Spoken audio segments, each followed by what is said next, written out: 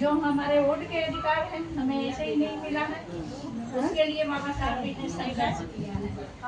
तो हमें समाज में नहीं, एक दूसरे से जुड़े रहना चाहिए, इसी में हमारी ताकत है। और अकेला व्यक्ति कुछ नहीं कर सकता, चाहे वो कितना भी बड़ा हो जाए, अकेला व्यक्ति कुछ नहीं कर पाएगा। वो तो बाबा साहब का इतना जो है कि शिक्षित थे, शिक्षा की बाढ़ दौलत से नहीं हम लोग को यहाँ तक ले आए।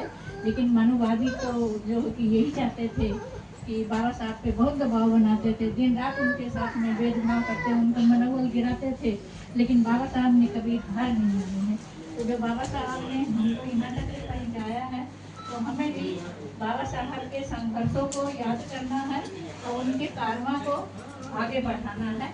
और कारवा हमारा है क्या है, हमें बाबा साहब ने सिखाया कि शिक्षित बनिए, संगठित रहिए, संघर्ष करिए। तो हमारे जो 3 मंत्र हैं, तो उसी चीज़ों को हमें याद करना है और अपने बच्चों को भी बताना है। हम यहाँ पर जो भी कहीं भी जाते हैं, चर्चा करके आते हैं, तो हमें अपने घरों में जरूर चर्चा करनी चाहिए कि बाबा साहब का इतिहास हम जो ना स्कूल में पढ़ाया जाता है, ना कॉलेज में पढ़ाया जाता है। तो हमारे बच्चे जब 40 साल के हो जाते हैं या 30-35 के हो जाते हैं, तो बाबा साहब के विचारों से वंचित रहते हैं।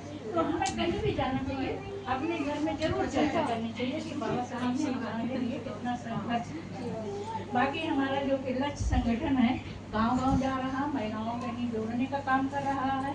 मैं एक बार फिर कहूँगी कि यह जो कि लक्ष्य संगठन है, ऐसा जो कि प्लेटफॉर्म है, यहाँ महिलाओं को ही जो है कि आगे किया गया है। महिलाएं लीड भी कर रही हैं, कोई भी हो तो महिलाएं आगे, थाना पुलिस का घेराव भी करना हो वहाँ महिलाएं जाती हैं, अगर परमिशन भी लेनी है तो वहाँ महिलाएं जाती हैं। तो महिलाओं की भागीदारी बहुत जरूरी है और बाबा साहब ने भी महिलाओं के लिए बहुत लड़ाई लड़ी है, जो कि हमारे जो पीछे की पीढ़ी थी वो बताती थी कि जैसे कि जब पुरुषों की मजदूरी होती थी, उसकी आधी मजदूरी महिलाओं की होती थी। तो बाबा साहब ने जब संविधान बनाया तो उस संविधान में ही सबको बराबर का जो है कि हक दिया। बाबा चाहते थे, बाबा साहब, कि इस धरती में जो भी चीजें हैं वो सब में हमारी भागीदारी हो।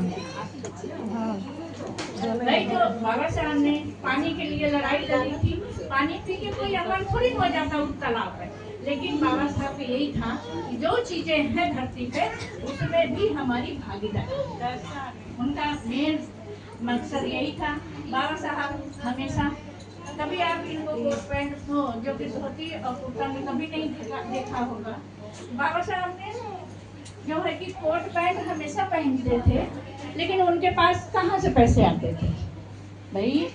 जो किताबों में लिखा है कि बाबा साहब के 4 बच्चे उन्होंने कुर्बानी दे दी बिना दवा के, जो कि उनके बच्चे जो कि धरती में समा गए, तो बाबा साहब के पास कितना पैसा था कि वो कोट पैंट पहनते थे? उनका एक मकसद था कि मेरा समाज हमारे जैसा बने। बाबा साहब यही चाहते थे कि मेरा समाज जो भी हमको देखेगा तो शायद वो हमारे जैसा बनेगा। वास्तव में बाबा साहब का संघर्ष हमारी 10 पीढ़ियां नहीं उतार पाएंगी कि उन्होंने जितना हमारे लिए संघर्ष, बस उनको बस हम अपनी वाणी से गीत गा के जो है कि हम उनको अमर करते हैं। हमारे पास यही एक मकसद है। कुछ लोग लिख के किताबें गाँव-गाँव पहुँचाते हैं, घर-घर पहुँचाते हैं, कुछ लोग नारे लगा के उनको अमर करते हैं, जैसे आज हम लगा के अमर कर रहे हैं, बाबा साहब के नारे लगा रहे हैं। तो इसी तरीके से हमें बाबा साहब को फैलाना है।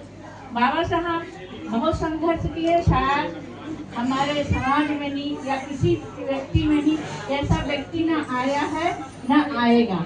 तो हमें बाबा साहब की वजह से अगर सब कुछ मिला है।